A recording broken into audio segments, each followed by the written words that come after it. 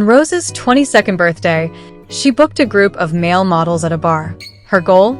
To find a man to pretend to be her boyfriend and deal with the arrogant Amy. Just as Rose was about to select a male model, a man suddenly appeared, snatched the menu from her hands, and said, "How about trying the most daring man here, Gibson?" Rose was taken aback and nervous, afraid the opportunity would slip away. After taking a gulp of wine for courage, she immediately booked him. Little did she know, a group of bodyguards was chasing after him.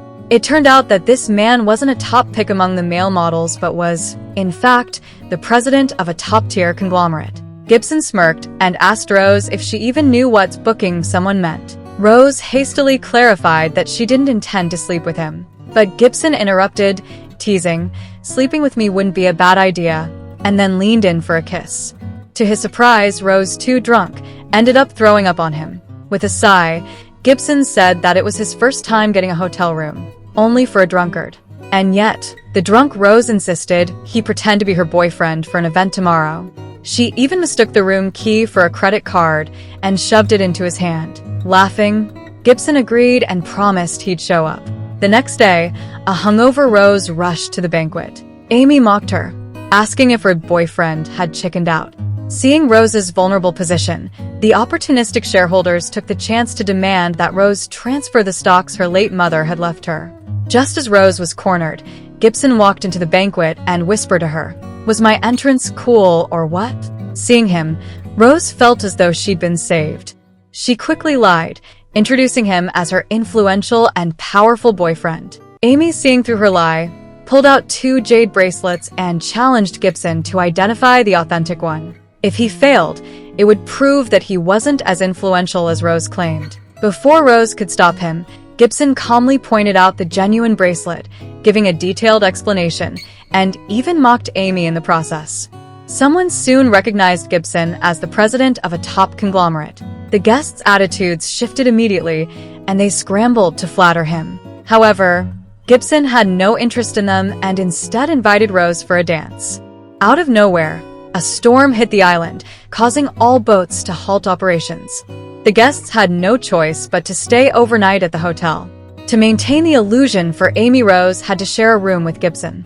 After showering, Gibson emerged, leaving Rose's heart racing. Suddenly, he leaned close, pressed a finger against her lips, and abruptly opened the door. Outside stood Amy, who had been eavesdropping.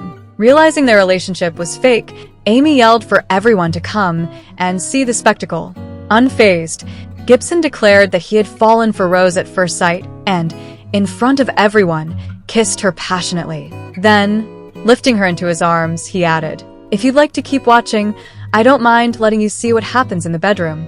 Later, Rose nervously asked Gibson if he was really a conglomerate president. Gibson lied, claiming his identity was fake. Relieved, Rose asked him to continue pretending to be her boyfriend to fend off the troublesome shareholders. But Gibson demanded compensation, cornering her onto the bed.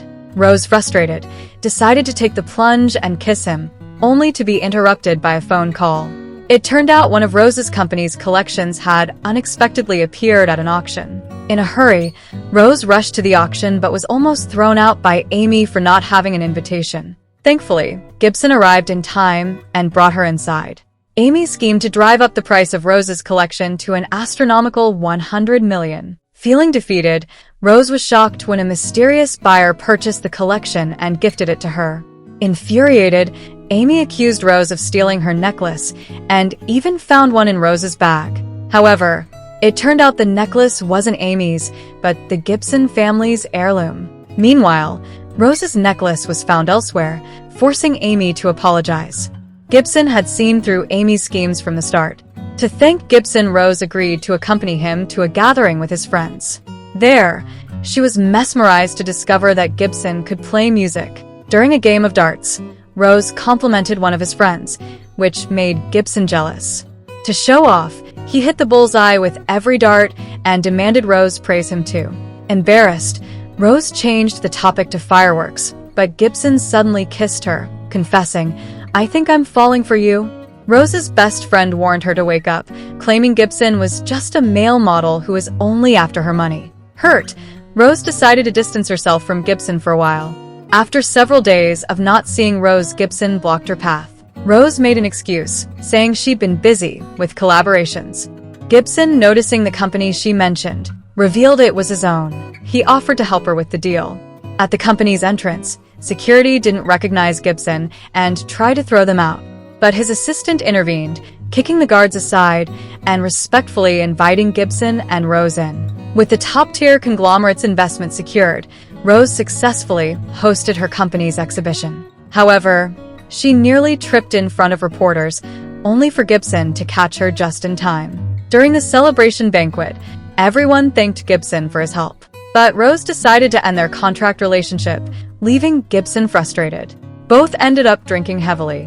Drunk, Gibson demanded to know why Rose wanted to leave him. Rose explained that he was just a male model and could never truly love anyone. Hurt, Gibson kissed her and declared, "I love you." The two ended up spending a passionate night together in the bathroom. The next morning, Rose woke up to find herself in bed with Gibson. Trying to sneak away, she was pulled back into his arms. Gibson softly asked, "Tired from last night?" The memory of her taking the initiative to climb into bed with him made Rose blush and cover her face. Just then, a call interrupted their moment. Amy had stolen Rose's fashion designs. A middle-aged woman was thrown out by Amy's subordinates for being dressed too poorly. However, Rose, who had arrived, stopped them and accused Amy of not only plagiarizing her designs, but also looking down on others. Enraged, Amy got into a fight with Rose. Out of nowhere, Gibson appeared and stopped Amy. He suggested that the two settle their differences by submitting competing designs, letting the results speak for themselves. Rose quickly utilized her skills to produce a ready-to-wear garment. However, Amy, knowing she couldn't compete with Rose, tampered with the fabric for the competition and accused Rose of stealing expensive materials. To everyone's shock, the previously poorly dressed middle-aged woman turned out to be none other than the mother of the president of the top-tier conglomerate, Gibson's mother. She expressed her satisfaction with Rose's creation and announced the termination of all contracts with Amy's company, handing the partnership over to Rose instead. However, Rose misunderstood the situation and assumed Gibson's mother was one of his sugar mommies. When Gibson followed her home to explain, Rose announced that she wanted to end their relationship. Hurt by Rose's words and her belief that he was just a male model, Gibson bitterly replied, "If that's what you think, then I'll act the part." He then offered her bed services in a mocking tone. Enraged, Rose slapped him. Gibson wanted to apologize to Rose, but he soon discovered that Rose already had a fiancé arranged by her father.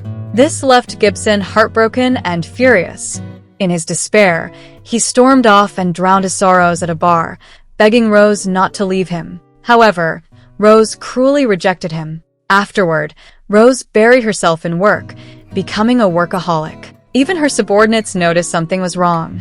At a press conference, a fatigued Rose was almost crushed by a falling chandelier, but Gibson arrived just in time and pushed her out of harm's way, taking the hit himself. Terrified, Rose held him and tearfully promised that as long as he was okay, she would do anything he wanted. Hearing her words, Gibson opened his eyes, and Rose, overwhelmed with emotion, kissed him.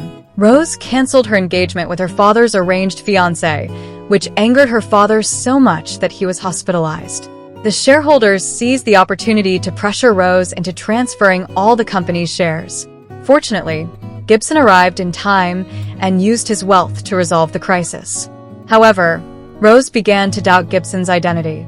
Amy, in collaboration with the shareholders, accused Rose of using her relationship with Gibson to climb the corporate ladder. This was when Rose learned the truth. Gibson wasn't a male model, but the president of the top-tier conglomerate. Gibson's mother stepped in to defend Rose, proving that she had secured the investment through her own abilities and not through Gibson's influence. This successfully turned public opinion in Rose's favor. Driven by jealousy, Amy attempted to harm Rose but was ultimately sent to prison by Gibson. Gibson brought Rose back to the bar where they first met. There, he reintroduced himself and officially proposed to her, asking her to marry him. Rose, moved to tears, accepted his proposal, and the two embraced each other, beginning their happily ever after.